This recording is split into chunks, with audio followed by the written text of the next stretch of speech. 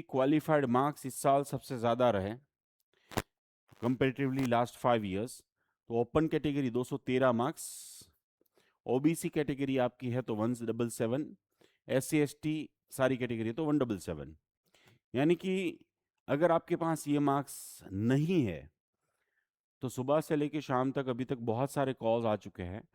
तो आप ये 4 कोर्सेज में MBBS dental homeopathic and Ayurvedic में एडमिशन लेने की कोई संभावना नहीं है। अगर कोई दे रहा है आपको तो भी फिर भी मत लीजिए, क्योंकि एज पर द रूल्स आपके पास क्वालिफाइड मार्क्स होने चाहिए।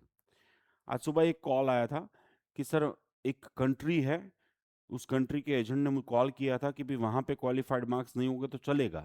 भाई उस कंट्री में चलेगा, लेकिन वापस आओगे तो आपको एग्ज़ाम नहीं देने देंगे।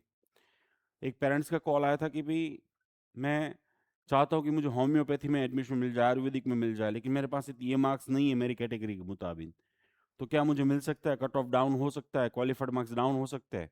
ज़ीरो चांसेस, ज़ीरो चांसेस है। सो ऐसे स्टूडेंट्स को क्या करना चाहिए, जो जिनके पास क्वालिफाइड मार्क्स नहीं है, वो किसी और कोर्सेज में जा सकते हैं या फिर से एग्ज़ाम अगले साल दे सकते हैं। उसके लिए प्रॉपर प्रिपरेशन करें, प्रॉपर स्ट्रेटेजी बनाएं, जिसकी आगे हम बातचीत करेंगे। बट अगर आपके पास क्वालिफाइड मार्क्स नहीं है तो आप MBBS dental homeopathic and ayurvedic इन चारों कोर्सेज में आप आगे बढ़ सकते नहीं हैं, गुजरात में, अदर स्टेट या एब्रॉड में। नाउ काफ़ी लोगों ने ये भी क्वेश्चन पूछा, सर इस साल क्वालिफाइड मार्क्स इतना ज़्यादा क्यों हैं? तो क्वालिफाइड मार्क्स डिसाइड होता है डिफरेंट डिफरेंट चीज़ों से, तो उसकी क्राइटेरिया फिक्स की गई है, परसेंटाइल बेस है। तो ओपन कैटेगरी के 50 परसेंटाइल रखे हैं, बाकी के 40 एंड 45 एंड 40, ठीक है, परसेंटाइल बेस है। तो क्वालिफाइड मार्क्स जो है वो कैसे डिसाइड होते हैं? वो मिनिमम मार्क्स चाहिए, एवरी ईयर डिफरेंट होते हैं, और इस साल थोड़े ज़्यादा है तो हमें ज़्यादा प्रॉब्लम है। बट डिसाइड होते हैं, डिपेंड करते हैं नंबर्स ऑफ कैंडिडेट कितने अपियर हुए, पेपर का डिफिकल्ट लेवल क्या था, ओवरऑल स्टूडेंट्स का परफॉर्मेंस कितना रहा इस एग्ज़ाम में, और स्टूडेंट्स की कैटेगरी वाइज सारी चीज़ें डिस्ट्रीब्यूशन होती है, और उसके बेस पे क्वालिफाइड मार्क्स डिसाइड होते हैं।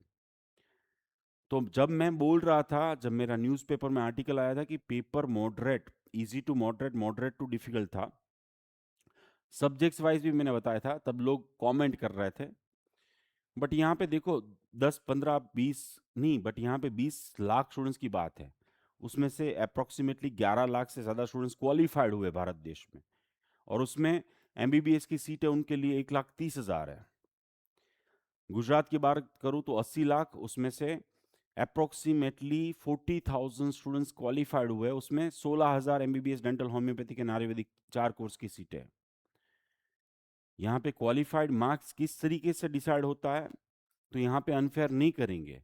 अगर पेपर टफ हुआ तो लोअर जाएगा क्वालिफाइड मार्क्स, अगर इजी होगा तो हायर जाएगा। नाउ यू शुड डिसाइड कि पेपर इजी था, डिफिकल्ट था, या क्या था। अगर मैं आपको याद करवा दूं और शॉर्ट में बता दूं तो बायोलॉजी पेपर इजी रहा, इसलिए लोग ज़्यादा क्वालिफाइड मार्क्स लाए, पास हुए हैं, और इसीलिए सेचुरेशन सबसे ज़्यादा नंबर्स ऑफ स्टूडेंट्स 250 से 450 के बीच में ज़्यादा है, जो आगे मैं दिखाने वाला हूँ। सो ये सारी क्राइटेरिया डिसाइड करती है कि क्वालिफाइड मार्क्स कितने रहेंगे।